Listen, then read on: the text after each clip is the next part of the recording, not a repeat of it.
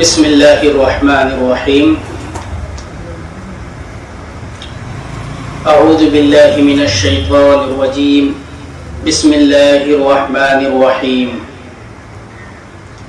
وما كان المؤمنون لينفروا كافة فلولا نفر من كل فرقة منهم طائفة ليتفقهوا في الدين ولينذروا قومهم اذا رجعوا اليهم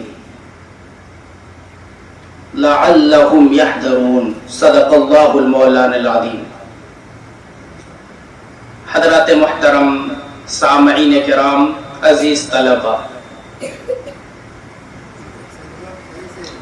یہ تقریر کا موقع نہیں ہے، ایک دعائیہ مجلس ہے، افتتاحی مجلس۔ یہ سال کا شروع ہے۔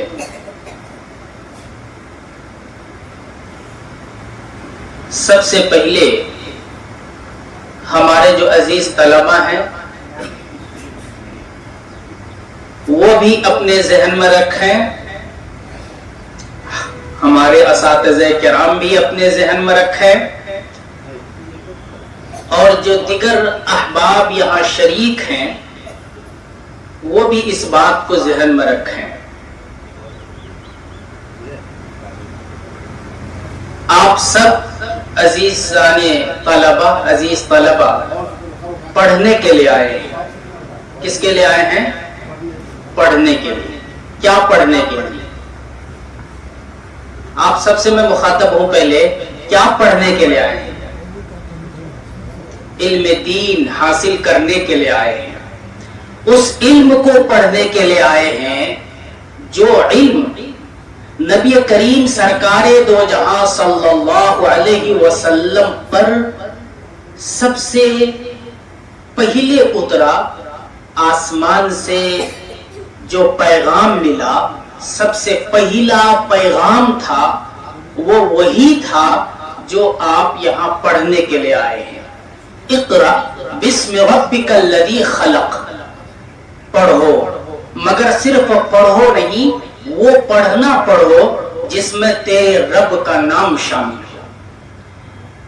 قرآن کریم کی اس آیت سے اور اسلام کے اس سب سے پہلے پیغام سے یہ بات واضح ہوتی ہے کہ جس علم کے لیے ہم سب یہاں جمع ہوئے ہیں وہ علم سب سے اہم علم ہے۔ یہ وہ علم ہے جسے علم دین کہا جاتا ہے۔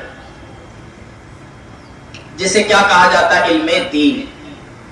ہم نے قرآن کریم کی ابھی جو آیت پڑھی ہے، اس آیت کریمہ پر غور کیجئے گا کبھی۔ اس آیت میں اللہ تبارک و تعالی ارشاد فرماتے ہیں کہ سبھی لوگ نکل جائیں، یہ ممکن نہیں ہے۔ اگر سب لوگ نہیں نکل سکتے ہیں تو کچھ لوگ ہونا چاہیے، ایک جماعت ہونی چاہیے جو اپنے آپ کو اس کام کے لیے خاص کر دیں اور وہ سیکھیں، اور سیکھنے کے بعد جب وہ اپنے سماج کی طرف جائیں تو لوگوں کو بتائیں، سمجھائیں، اور جو پڑھ کر کے آیا ہے وہ بتائیں۔ آپ حضرات بھی مخاطب ہیں۔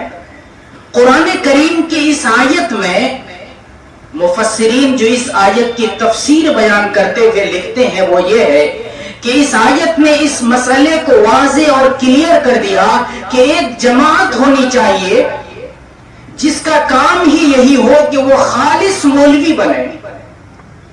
آج بڑے بڑے لوگوں کو یہ دھوکہ ہونے لگا کہ بھائی اس سماج میں ڈاکٹر کی ضرورت ہے، انجینئر کی ضرورت ہے، آئی ایس آفیسر کی ضرورت ہے، یقیناً ضرورت ہے اس سماج کو، لیکن کیا اس سماج کو ایک خالص مولوی کی ضرورت نہیں ہے؟ کیا اس سماج کو ایک خالص امام کی ضرورت نہیں ہے؟ یقیناً ضرورت ہے۔ قرآن کریم کی اس آیت نے یہ پیغام دیا کہ ضرورت ہے۔ جس طرح سے اس سماج کو ایک بہترین ڈاکٹر کی ضرورت ہے، بہترین انجینئر کی ضرورت ہے، ایک آفیسر کی ضرورت ہے، ایک خالص مولوی کی ضرورت ہے، ایک خالص ایمان کی ضرورت ہے. ہیں بہت سے لوگ جو بڑے پیسے والے ہیں دنیا میں یقیناً، مگر آج آپ میں سے بہت گنے چنے ان کی تعداد ہے جنہوں نے اپنے آپ کو دنیا کے جھمیلوں سے فارغ کر کے علم دین کے لیے اپنے آپ کو خالص کر لیا. یہ کوئی معمولی بات نہیں ہے، یہ بہت بڑی بات ہے.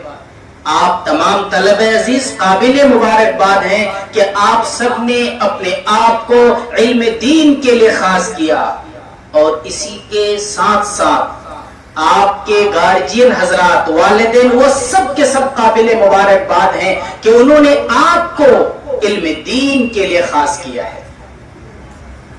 نبی کریم سرکار دو جہاں صلی اللہ علیہ وسلم تشریف فرما ہے. ایک عورت آتی ہے اور وہ کہتی ہے کہ حضور میں آپ سے شادی کرنا چاہتی ہوں. اللہ، یہ بخاری شریف کی حدیث ہے. نبی کریم سرکار دو جہاں صلی اللہ علیہ وسلم چپ ہے. وہ عورت پھر کہتی ہے کہ میں شادی کرنا چاہتی ہوں. اللہ کے رسول چپ ہیں. وہ عورت پھر کہتی ہے. ایک صحابی رسول کھڑے ہو جاتے ہیں کہ اللہ کے رسول صلی اللہ علیہ وسلم اگر آپ کو ضرورت نہیں ہے تو میری شادی کرا دیجیے، مجھے ضرورت ہے. آپ صلی اللہ علیہ وسلم اس صحابی رسول سے کہتے ہیں کہ دینے کے لیے کچھ ہے. وہ صحابی رسول گھر جاتے ہیں، کچھ نہیں ملتا ہے. پھر اخیر میں وہ صحابی رسول جب واپس جانے لگتے ہیں تو آپ صلی اللہ علیہ وسلم یہ پوچھتے ہیں کہ قرآن کریم کی کچھ آیتیں یاد ہے، قرآن کریم کی کچھ سورتیں یاد ہے. وہ صحابی رسول کہتے ہیں کہ حضور مجھے قرآن کریم کی فلاں فلاں سورتیں اور آیتیں یاد ہے. آپ صلی اللہ علیہ وسلم نے ارشاد فرمایا کہ مہر کے طور پر قرآن کریم کی یہ آیتیں اور یہ سورتیں متعین کر دی جاتی ہے. تمہارا کام یہ ہوگا کہ جب تمہاری شادی ہو جائے گی مہر کے طور پر قرآن کریم کی ان آیتوں اور ان سورتوں کو تم ان کو یاد کرا دو گے. اس طرح سے آپ صلی اللہ علیہ وسلم نے قرآن کریم سیکھنے اور سکھانے کی اہمیت کو بتلایا. جن کو یاد نہیں ہے قرآن کریم کی سورتیں آپ ان کو سکھلا دیجیے. اس سے سمجھ میں یہ آتا ہے کہ جو لوگ علم دین حاصل کر رہے ہیں یا انہوں نے اپنے آپ کو علم دین کے لیے خاص کیا ہے، چاہے وہ پڑھنے والے ہوں چاہے پڑھانے والے ہوں، آج کے دنوں میں جبکہ پوری دنیا پیسے کی طرف بھاگ رہی ہے، گویا کہ یہ بہت بڑا جہاد ہے. تو آپ لوگ محنت سے پڑھیں گے انشاءاللہ. اور دیگر لوگ جو یہاں موجود ہیں، دیگر لوگوں تک یہ پیغام پہنچنا چاہیے کہ یہ مدرسے اس قوم کی ضرورت ہے، اس سماج کی ضرورت ہے. اب یہ غور کیجئے کہ جس وقت انگریز کی اس ملک پر حکومت تھی اور برطانیہ کے پارلیمنٹ میں یہ پاس ہوا تھا کہ آخر ہندوستان میں ہماری تہذیب، ہماری ثقافت کو فروغ کیسے ملے گا، عیسائی مشنری، عیسائی طاقتیں، اس کو فروغ کیسے ملے گا. اس وقت یہ پاس کیا گیا تھا کہ علماء کو ختم کر دو، نمبر 2 قرآن کریم کو ختم کر دو. اور اس وقت قرآن کریم کے 3 لاکھ نسخے جلائے گئے تھے اور 14 ہزار علماء کرام کو ایک ایک دن میں پھانسی کے پھندے پر لٹکایا گیا تھا. اس وقت انگریز نے یہ سمجھا کہ اگر ہمارے مشن کو کوئی کمزور کر سکتا ہے تو یہی علماء ہے اور یہی قرآن کریم ہے. تو یہ جفاکش لوگ ہیں جنہوں نے اپنے آپ کو چٹائیوں پر بیٹھ کر کے پڑھانا گوارا کیا اور انہوں نے دنیا کی طرف جھانکنا گوارا نہیں کیا. تو انشاءاللہ ہم لوگ سپورٹ کریں گے ان علماء کا انشاءاللہ. ایک اور چیز، ذمہ داران حضرات بھی ہیں. آج کے دنوں میں علماء کی وقار، علم دین کے وقار ختم ہوتی جا رہی ہے. ہر طالب علم یہ چاہ رہا ہے کہ ہم حافظ بن جائیں اور حافظ قرآن بننے کے بعد ڈاکٹر اور انجینئر بن جائیں. بھائی ہم کہہ رہے کہ یقیناً وہاں بھی ضرورت ہے، مگر ہم نے کہا کہ خالص مولوی کون بنے گا؟ تو اس وقت ذمہ داران کی ایک اہم ضرورت یہ ہے، دیگر لوگوں کی یہ اہم ذمہ داری یہ ہے کہ آپ علماء کی قدر کیجیے، اساتذہ کرام کی قدر کیجیے، تاکہ جو لوگ آج مدرسے میں ہیں اور جو طلبہ مدرسے میں پڑھ رہے ہیں وہ آئندہ بھی اپنا بوریا بستر مدرسے میں ہی رکھیں۔ یہ کب ہوگا؟ جب آپ لوگ سپورٹ کریں گے تبھی نا۔ اگر آپ لوگ سپورٹ نہیں کریں گے تو ہو سکتا ہے نہیں ہو سکتا ہے۔ اللہ تبارک و تعالی ہم سب کو عمل کی توفیق دے۔ ظاہر ہے یہ تقریر کا موقع نہیں ہے، تقریر پھر کبھی ہوگی۔